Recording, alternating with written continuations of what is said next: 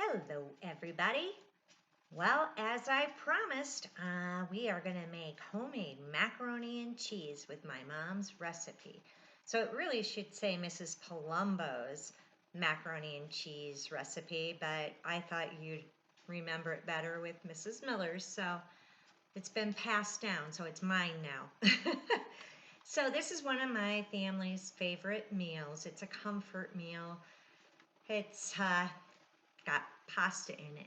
My family, anything that has pasta in it is a comfort food when you're feeling down or you just need a little homey feeling. That's what we make. And we also serve it with cold applesauce, which is great.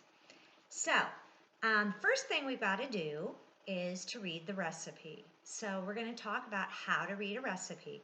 Now, I'm not quite sure how this is going to work because I'm doing it on my own, and so we'll see how this comes out. So I'm going to show you the recipe. I have a copy here, and then I'm going to be reading off my recipe. So anytime you're baking, cooking, making anything, you want to read through the recipe first so you understand all the steps. And then you want to make sure you get all of your ingredients out. And you can see here, I'm going to turn my screen. You can see we have the ingredients out. Guess you can't see. How am I? There we go. You can see we have the measuring cups we're going to need. I have a pan over here. We have the milk. We have all the ingredients we need over here. So, first thing we're going to do is read the recipe. So we have Mrs. Miller's macaroni and cheese. First thing is the ingredients. They're usually listed at the beginning of a recipe, almost always. And the first thing is 1 pound of pasta shells. These are the pasta shells I used. They aren't shells, they're elbows, and I like shells the best, but because of the COVID virus and the grocery stores, I'm picking up my groceries from the grocery. I call it in, or I do it online and pick them up. So my choices are more limited, and even if you go in, my daughter went in to try and get some shells, and she still couldn't. They just didn't have them. So you can use any kind of pasta. As it said, and this is a 2-pound box because I used some of it before. So you have 1 pound of pasta shells or any shape. You have 8 to 16 ounces of shredded cheddar cheese. And you can use shredded or you can use sliced. And that just made me realize that I forgot to get my cheese out. So I'm going to grab the cheese here.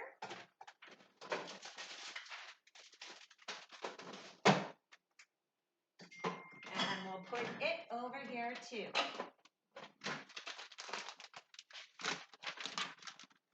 All right, now, next thing we're going to do is, I'm going to give you, let's see, okay. So we've got the sharp cheddar cheese out. I'm just going to make sure we've got everything as we go. We have 1/2 to 3/4 of a stick of butter, and that's 10 to 12 slices. And when we get to that point, I'll show you what I mean. Slices of butter are called pats of butter. So you'd use, actually these are very thin pats of butter. You use 1/4 cup of flour, approximately. You can we'll talk about that as we make it. And 2 cups of milk, and that's you can add a little more or a little less depending on if you like it milkier or if you like it thicker. And salt and pepper. And it says to preheat the oven to 325. All right. So I'm going to go ahead and do that right now. Bake. Here, I'll bring you over and show you. You come over to the oven. And you look over here. Oh, put this down a little. See if you can see this. I'm going to punch here, bake. This is my bake button. And it starts out at 350, so I just hit start. And I'm going to preheat that oven, and that means that we turn the oven on and we let it get hot before we put anything in it. Okay? So, next step. Let's see what it says. First, first, boil 1 pound of pasta shells in water with 1 teaspoon of salt, following the directions on the box. So I look on the side of my box and it has the directions here, and it tells you to bring the water to a boil. It does not tell you to put salt in the water, but my mom always said anything, any kind of pasta, you need to put salt in the water. It helps bring out the flavor. And it says to add pasta to the boiling water. Step 2 is for authentic al dente pasta, boil for 7 minutes, stirring occasionally. You don't want it to stick to the bottom, so you want to stir it occasionally. And for more tender pasta, it says to boil an additional minute. But since we're going to put this into the oven, it doesn't need to be it doesn't need to be cooked so that it's soft.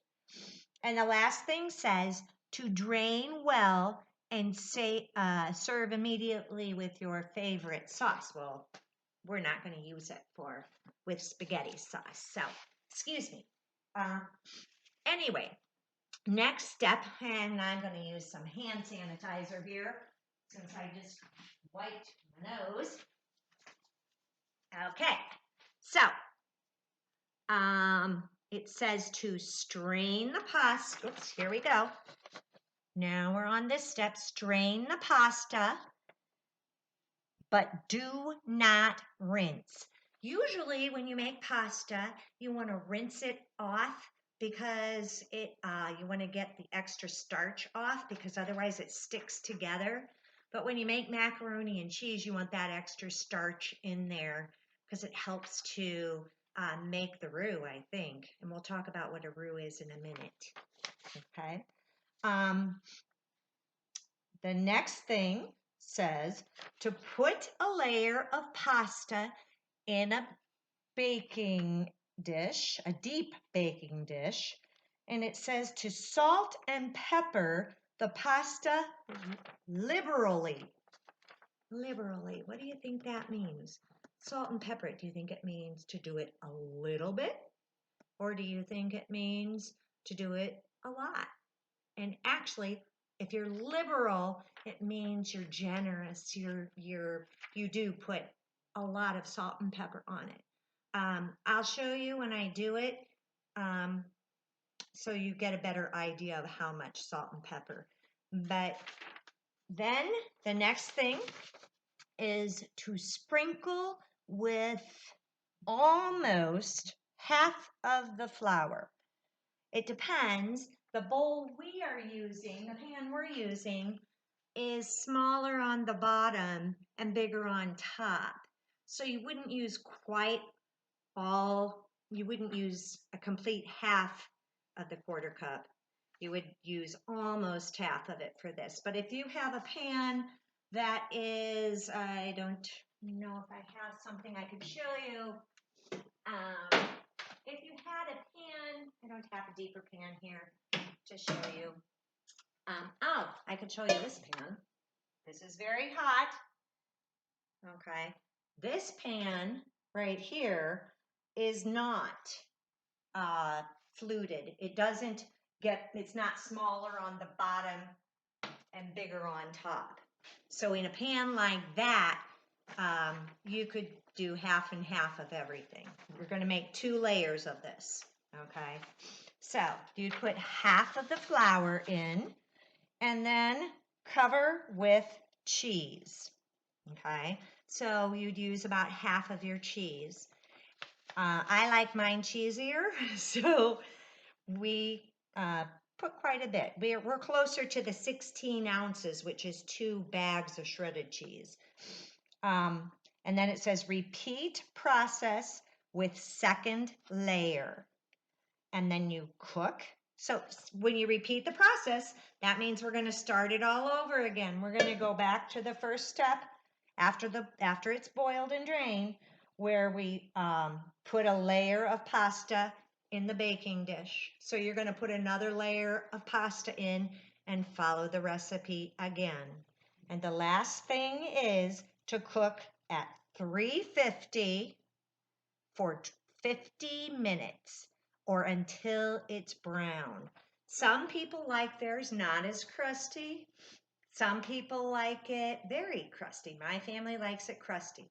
When I was a kid, I always wanted the part that didn't have the crust on it. I wanted the part that was creamier and cheesy and the inside. I didn't like that crust, but now I grew up and that's the part that everybody goes for. So, and you can pick which part you like. So now we've read through the whole recipe. You have to read through it once and then you can get ready. So since this is, I didn't want to make this too long, I went ahead and got everything out. So we've already checked off all of these ingredients, okay? I can turn it around and show you. I can't show you the recipe and that at the same time and the stuff. So this is the pound of pasta. We have a pan to put it in. We needed to have 8 to 16 ounces of sharp cheddar cheese. And if you look at this, this says 8. It's an 8-ounce bag. All right, it's an 8-ounce bag. 8 plus 8 is, or you could say 8 times 2 is 16. 16 ounces makes a pound, okay? So if you use both of these bags, you're using a pound of cheese and a pound of macaroni, okay? The next thing you need is the butter, and I have the butter right here. Here's the butter, and I've already sliced it up, but when we get to that point, I'll show you how to slice the butter. And this was a whole stick to start with. And in the directions, it says use a 1/2 to 3/4 of a stick of butter, 10 to 12 pats. So I think I cut out about 10 pats. We might need to cut a little bit more. And then what comes next? We have the flour. Here's the flour. We've got the flour. We've got the milk. Oh, but I need 2 cups of milk and I don't have anything to measure that with. So I will need to get out a measuring cup. So here's my measuring cup, 2 cups of milk, and salt and pepper. Okay, so we're all ready with that. We went ahead and preheated the oven, okay? And I have to tell you, if you're making this, anytime you use the oven or the stove, you need to have an adult with you. Or an adult needs to watch you cook and decide that you know what to do, you know the safety procedures, and that they're comfortable with you doing it by yourself. But like my pan, when you go to drain the water, that's pretty heavy. So you might need help with that. And it's hot. You do not want to drain the water by yourself. You need an adult to drain the water for you. Okay. And you're not going to get to see me do all of this because I went ahead and boiled the pasta yesterday so that we'd have it ready and we could go ahead and put it together. What else did I realize I didn't have out? Oh, I didn't get the strainer out. I want to get the strainer.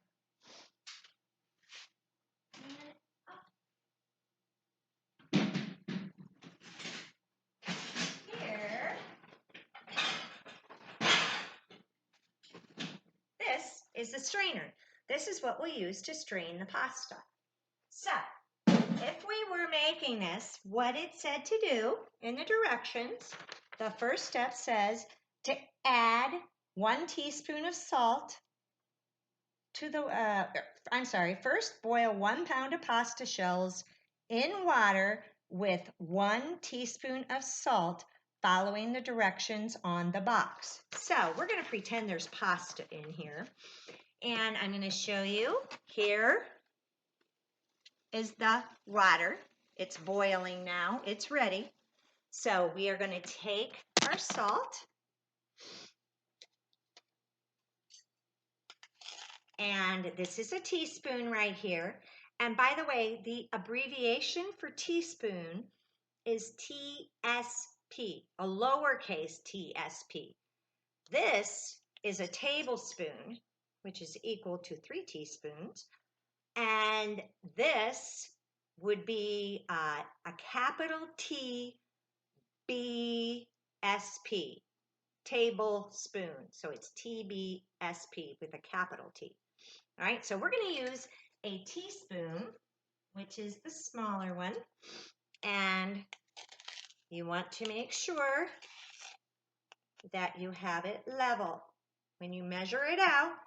Okay, see how it doesn't heap? It needs to be level. You can use a knife if you need to, but this is good enough. So I'm going to take this and we're going to pour it. This is kind of hard. You can't see me. I'm going to drop it in the water. Okay. So the water is boiling and it says that it needs to boil for 7 minutes. So I would set my timer for 7 minutes. And then when I'm done with the timer, or when the timer goes off, I would take my pan, hold on. And of course, I would use hot pads. Can't do this without hot pads, okay? I'm going to turn my screen and hope that you can see me. I'm pretending there's pasta in here so you can see what to do and why you need to have an adult helping you. All right? I'm getting my pasta off of the stove and I'm taking it and I hold it over the pan. Move your face away because the steam comes off and you don't want it to go in your face. That hurts. So you pour the water into the container, into the strainer, and that strains all the water out and just leaves the pasta. So, whoops, that's not what I wanted to do. There we go. Okay, so, sorry. Now, then I'm going to show you, this is what it would look like.